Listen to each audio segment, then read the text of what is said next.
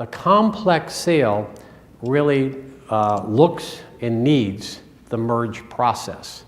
And I coined the acronym MERGE based on a process you should go through. And MERGE is M, it stands for magnify. And I have a whole chapter dedicated to how you research a company, even a private company, and how you get data and information. And today it's so easy with LinkedIn and all of the sources that are out there that, now I'm going to talk about that a little later, but you need to really research your opportunities. Do your homework, be prepared, understand the issues, and get that in advance. The E stands for explore. Explore is where you have a good questioning process that's sequential, asking the right questions, understanding what issues may come up, doing the strategy work in advance. R is to recommend a process to them or recommend the next steps and how you move that action along to the point that was made here about a poor meeting, you don't have good action steps for the next meeting. G is to generate alternatives, have them evaluate alternatives so that they can self-discover your solution in that process. And then E is to stay engaged.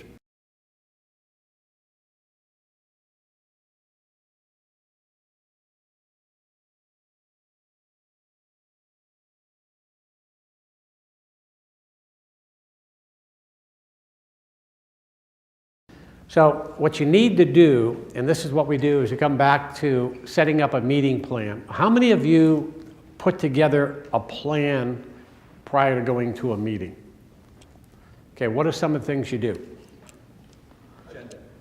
Agenda, right. So you put an agenda together, basically, these are the topics I'm going to cover. Very good. Others? What are we trying to accomplish? What's the goal? Yeah. So what's our goal? So you start off the meeting with the goal of here's what the purpose of the meeting is. My objective, audience, and approach model. Who is my audience? Who am I speaking to? Yeah, so understanding who the audience is. So who you're speaking with, what's the objective, and what you're trying to accomplish.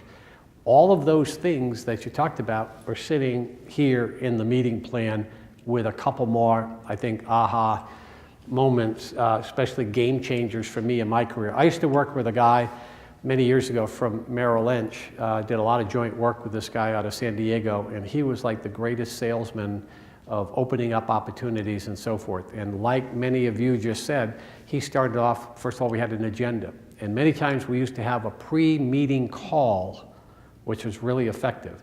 So he would set the meeting, set the valid business reason from the prospect's perspective first. This is the purpose of the meeting. So this is why we're meeting. This is why you're giving me your valuable time. So what he would do is he'd say, we have the meeting next Wednesday. Can we get together for about 20 minutes on the phone Friday afternoon to make sure we cover what we're going to talk about in that meeting so we make our meeting next week more productive?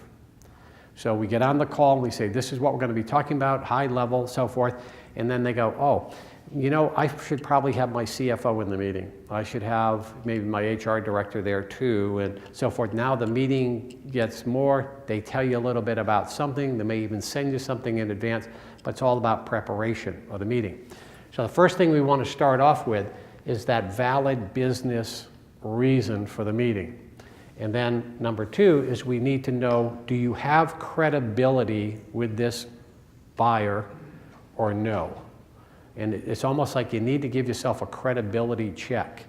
And that sounds so basic and straightforward, but you think about if you just ask yourself walking up to the meeting, do I have credibility? Yes, I have credibility because their law firm referred me here. So I'm borrowing the credibility. Yes, I have credibility because I solved the problem for the CEO in his previous company.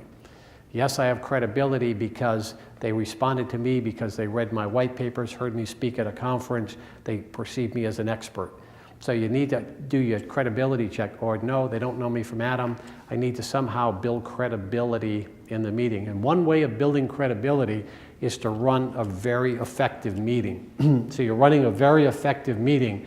It goes back to what the number one reason was. 53% of sales organizations say that they selected the person based on the sales process, the experience they went through, in this situation. So my friend at Merrill Lynch used to start the meeting by looking at his watch, and he says, it's my understanding we have 1 hour in this meeting. Is that correct?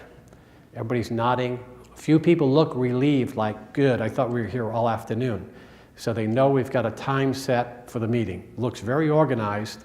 We pull out the agenda, very organized. You know, we've put together the 4 topics we'd like to cover, and what we try to do is change that up a little bit by starting off with the valid business reason. Why are we here? And the reason we always start the meeting off with what we set the meeting with is we just want to verify that is why we're meeting, because some of the people sitting in the meeting are saying, I don't know, my boss asked me to come down here, I'm not sure what this is.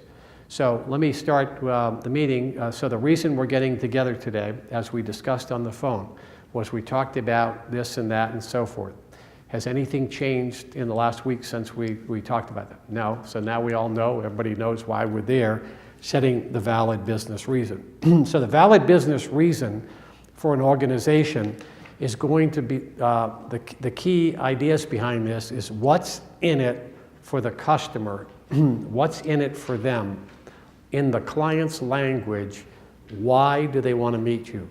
It's used at the beginning of every interaction, and it has 2 specific reasons: the purpose of the meeting and to start the meeting.